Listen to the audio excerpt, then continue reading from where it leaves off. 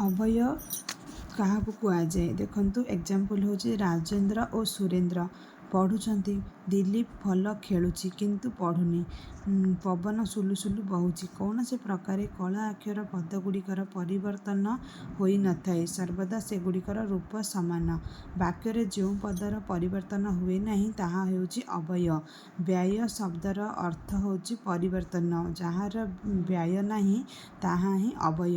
ଓ କିନ୍ତୁ ବା ସୁଲୁସୁଲୁ ଗୋଟିଏ ଗୋଟିଏ ଅବୟ। ଏବେ ଆସନ୍ତୁ ଜାଣିବା ଅବୟ କେତେ ପ୍ରକାର ଆଉ କ'ଣ କ'ଣ। ପ୍ରଥମେ ଆସିଲା ସଂଯୋଜକ ଅବୟ। ଯେଉଁ ଅବୟ ଦୁଇ ବା ତତୋଧିକ ପଦ ବା ବାକ୍ୟକୁ ସଂଯୋଗ କରେ ତାହାକୁ ସଂଯୋଜକ ଅବୟ କହନ୍ତି। ଯଥା ଓ, ଏବଂ, ଆଉ, ଆହୁରି, ପୁଣି, ବି, ମଧ୍ୟ, ଫେରେ, ତଥା, ପୁନଶ୍ଚ, ପୁନର୍ବାର ଏଗୁଡ଼ା ହେଉଛି ସଂଯୋଜକ ଅବୟ। ଆସନ୍ତୁ ଜାଣିବା ସଂଯୋଜକ ଅବୟର କିଛିଟା ଉଦାହରଣ। ବିଧୁ ଓ ସାଧୁ ଦୁଇ ଭାଇ। ରାମଚନ୍ଦ୍ର ପିତୃସତ୍ୟ ପାଳିଲେ ଏବଂ ବନରେ 14 ବର୍ଷ ବାସ କଲେ। ଏବଂ ଓ, ଏବଂ, ଆଉ, ଆହୁରି, ପୁଣି, ବି, ମଧ୍ୟ, ଫେରେ ଏଗୁଡ଼ିକର ପରିବର୍ତ୍ତନ ହୁଏ ନାହିଁ ଆଉ ଦୁଇଟା ବାକ୍ୟକୁ ଯୋଡ଼େ। ତେଣୁକରି ଇଏ ହେଉଛି ସଂଯୋଜକ ଅବୟ। ଆସନ୍ତୁ ଜାଣିବା ବିଯୋଜକ ଅବୟ। ବିଯୋଜକ ଅବୟ କ'ଣ? ଯେଉଁ ଅବୟ ଦୁଇଟି ପଦ ବା ବାକ୍ୟ ଓ ବାକ୍ୟର ଅର୍ଥକୁ ବିଯୋଗ ମତଲବ ପୃଥକ ମାନେ ଅଲଗା କରେ ତାହାକୁ ବିଯୋଜକ ଅବୟ କୁହାଯାଏ। ଦେଶ ସ୍ୱାଧୀନ ହୋଇଛି କିନ୍ତୁ ଲୋକଙ୍କ ଦୁଃଖ ଦୂର ହୋଇନି। ସଭାରେ ଅନେକ ଆଲୋଚନା ହେଲା ମାତ୍ର ସତ୍ୟ କଥା ବାହାରିଲା ନାହିଁ। କିନ୍ତୁ, ମାତ୍ର, ତଥାପି, ପରନ୍ତୁ, ଅଥଚ, ବା, କିମ୍ବା ଏଗୁଡ଼ା ହେଉଛି କ'ଣ? ବିଯୋଜକ ଅବୟ। ଆସନ୍ତୁ ଏବେ ଜାଣିବା ସମୟ ସୂଚକ ଅବୟ। ତା ନାଁରୁ ହିଁ ଜଣାପଡ଼ୁଛି ଇଏ ଗୋଟେ ସମୟକୁ ବା କାଳବୋଧ ଅବୟ। ଯେଉଁ ଅବୟ କାଳ ବା ସମୟକୁ ବୁଝାଏ ତାହାକୁ ସମୟ ସୂଚକ ଅବୟ ବୋଲି କୁହାଯାଏ। ଯଥା ଏବେ, କେବେ, ଯେବେ, ସେବେ, ଏହିକ୍ଷଣି, ଅଧୁନା, ବର୍ତ୍ତମାନ, ସର୍ବଦା, ସମ୍ପ୍ରତି, ଯେତେବେଳେ, ସେତେବେଳେ, ହଠାତ୍ ଏଗୁଡ଼ା ହେଉଛି ସମୟ ସୂଚକ ଅବୟ। ଏକ୍ଜାମ୍ପଲ୍ ହେଉଛି ଏବେ ଏହି ଡାକ୍ତରଙ୍କ ଆସିବା ବେଳ ହୋଇନି। ଏହିକ୍ଷଣି ମୁଁ କଟକରୁ ଆସି ଘରେ ପହଞ୍ଚିଲି। ସମ୍ପ୍ରତି ଦେଶରେ ବନ୍ୟା ହୋଇଯାଇଛି। ଏବେ, ଏହିକ୍ଷଣି, ସମ୍ପ୍ରତି, ହଠାତ୍ କିଛି କାମ କର ନାହିଁ। ଏଗୁଡ଼ା ହେଉଛି କ'ଣ? ସମୟ ସୂଚକ ଅବୟ। ଆସନ୍ତୁ ଏବେ ଜାଣିବା ସମ୍ବୋଧନ ସୂଚକ ଅବୟ କ'ଣ? ସମ୍ବୋଧନର ନାଁରୁ ହିଁ ଜଣାପଡ଼ୁଛି ଆମେ କାହାକୁ କିଛି ସମ୍ବୋଧ କରୁଥିବା ମତଲବ ହେ, ଆହେ, ହେ କାହାରିକୁ ଡାକିବା ବା ସମ୍ବୋଧନ କରିବା ପାଇଁ ବ୍ୟବହୃତ ଅବୟକୁ ସମ୍ବୋଧନ ସୂଚକ ଅବୟ ବୋଲି କହନ୍ତି। ହେ ନାରାୟଣ, ଆଉ କେତେଦିନ ଏ କଷଣ ଦେଉଥିବ? ଆହେ ନୀଳଶୈଳ, ପ୍ରବଳ ମତବାରଣ ଏହିସବୁ ହେଉଛି ସମ୍ବୋଧନ ଅବୟ। ଏବେ ଜାଣିବା ସମ୍ଭାବନା ସୂଚକ ଅବୟ କ'ଣ? ଯେଉଁ ଅବୟ ସମ୍ଭାବନା ପ୍ରକାଶ କରେ ତାକୁ ସମ୍ଭାବନା ସୂଚକ ଅବୟ କହନ୍ତି।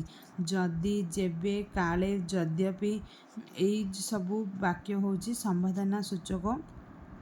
ସମ୍ଭାବନା ସୂଚକ ଅବୟ। ସେ ବର୍ଷାରେ ଯଦି ଆସିବ ବଡ଼ ହଇରାଣ ହେବ। ଏଇଗୁଡ଼ା ହେଉଛି ସମ୍ବୋଧନ ସୂଚକ ଅବୟ। ଦେନ୍ ତାପରେ ଆସିଲା ନିଷେଧାର୍ଥକ ଅବୟ। ଯେଉଁ ଅବୟ ଦ୍ୱାରା ନିଷେଧ ବା ବାରଣ ସୂଚିତ ହୁଏ ତାହାକୁ ନିଷେଧାର୍ଥକ ଅବୟ କହନ୍ତି। ଯେଉଁଟାକି ପ୍ରଥମରୁ ହିଁ ନା ଆସୁଥିବ। ନା, ନଚେତ୍, ନି ଏଗୁଡ଼ା ହେଉଛି ନିଷେଧାର୍ଥକ ଅବୟ। ତାର ଏକ୍ଜାମ୍ପଲ୍ କିଛିଟା ଜାଣିବା ଆସନ୍ତୁ। ନ କଲା କାମ କର ନାହିଁ। ନ କହିଲେ କୂଳ ଭାସି ଯାଉଛି। ନା, ମୁଁ ସେଠାକୁ ଯିବି ନାହିଁ। ପଢ଼ ନଚେତ୍ ପରୀକ୍ଷାରେ କୃତକାର୍ଯ୍ୟ ହେବା କଷ୍ଟକର। ଏଗୁଡ଼ା ହେଉଛି କ'ଣ? ନିଷେଧାର୍ଥକ ଅବୟ। ହେତୁବୋଧକ ଅବୟ କ'ଣ? ହେତୁ ବା କାରଣ ପ୍ରକାଶ କରୁଥିବା ଅବୟକୁ ହେତୁବୋଧକ ବା କାରଣ ସୂଚକ ଅବୟ କହନ୍ତି। ଯଥା ଏଣୁ, ତେଣୁ, ଯେଣୁ, ସୁତରାଂ, ଅତଏବ, କାହିଁକିନା। କାଲି ମୋତେ ଜ୍ୱର ହୋଇଥିଲା ତେଣୁ ମୁଁ ସ୍କୁଲକୁ ଯାଇନଥିଲି। ଏଗୁଡ଼ା ହେଉଛି ହେତୁବୋଧକ ଅବୟ। ସାଦୃଶ୍ୟ ବୋଧକ ଅବୟ ବା ସାମ୍ୟ ବୋଧକ ଅବୟ। ଯେଉଁ ଅବୟ ସାଦୃଶ୍ୟ ବୁଝାଇଥାଏ ତାହାକୁ ସାଦୃଶ୍ୟ ବୋଧକ ଅବୟ କହନ୍ତି। ଯଥା ଯେପରି, ସେପରି, ଏପରି, ଏମନ୍ତ ଯେମନ୍ତ ଏଗୁଡ଼ା ହେଉଛି ସାଦୃଶ୍ୟ ବୋଧକ ଅବୟ। ମିଶିଯାଏ ଯଥା ପ୍ରଭାତୀ ତାରା ରବି କିରଣେ, ମିଶିଗଲା ତଥା ଅବଳା ସେହି ନୀଳ ତରଙ୍ଗେ, ଯଥା ତଥା ଏଗୁଡ଼ା ହେଉଛି କ'ଣ ସାଦୃଶ୍ୟ ବୋଧକ ଅବୟ। ଏବେ ଜାଣିବା ବିପ୍ ସାର୍ଥକ ଅବୟ। ବିପ୍ ସାର୍ଥକ ଅବୟ କ'ଣ?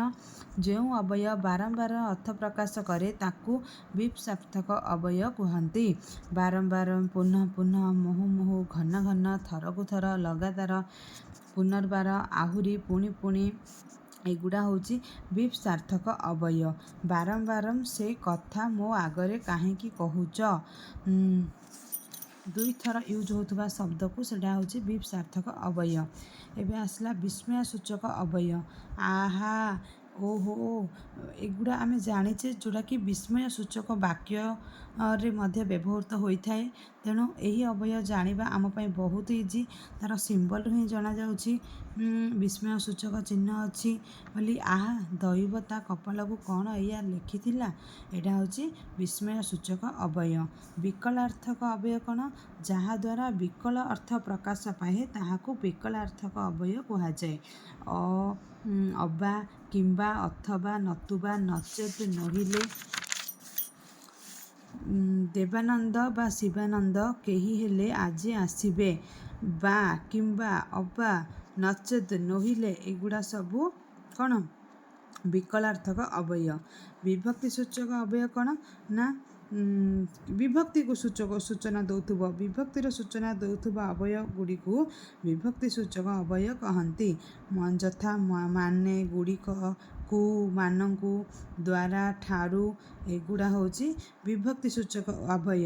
କୃଷକ ମାନେ ଦେଶର ମେରୁଦଣ୍ଡ, ତୁମକୁ ଏହା କରିବାକୁ ହେବ, ଏଗୁଡ଼ା ହେଉଛି ବିଭକ୍ତି ସୂଚକ ଅବୟ। ପରିମାଣ ସୂଚକ ଅବୟ କ'ଣ? ନା ନାଁରୁ ହିଁ ଜଣାପଡ଼ୁଛି ଯେଉଁ ଅବୟ ପରିମାଣ ପ୍ରକାଶ କରେ ତାକୁ ପରିମାଣ ସୂଚକ ଅବୟ ବୋଲି କୁହାଯାଏ। ଏତେ, ସେତେ, ଯେତେ, ଏତିକି, ସେତିକି, ଯେତିକି ଏଗୁଡ଼ା ହେଉଛି ପରିମାଣ ସୂଚକ ଅବୟ। ତୁ ଯେତେ ମାଠିବୁ ମାଠ, ମୁଁ ସେଇ ଦରପୋଡ଼ା କାଠ। ଏକ୍ଜାମ୍ପଲ୍, ଯେତେ, ଏତେ, ଯେମିତି, ସେତିକି, ସେତିକି ଏଗୁଡ଼ା ହେଉଛି କ'ଣ ପରିମାଣ ସୂଚକ ଅବୟ। ସମ୍ମତି ସୂଚକ ଅବୟ କ'ଣ? ଯେଉଁ ଅବୟ ଦ୍ୱାରା ସମ୍ମତି ବା ସ୍ୱୀକୃତି ସୂଚିତ ହୁଏ ତାହାକୁ ସମ୍ମତି ସୂଚକ ଅବୟ କହନ୍ତି। ହଁ, ଆଜ୍ଞା, ଅବଶ୍ୟ, ନିଶ୍ଚୟ, ସିନା ଏଗୁଡ଼ା ହେଉଛି ସମ୍ମତି ସୂଚକ ଅବୟ। ଘରକୁ ସୁନ୍ଦର ସିନା ଘରଣୀ ଥିଲେ।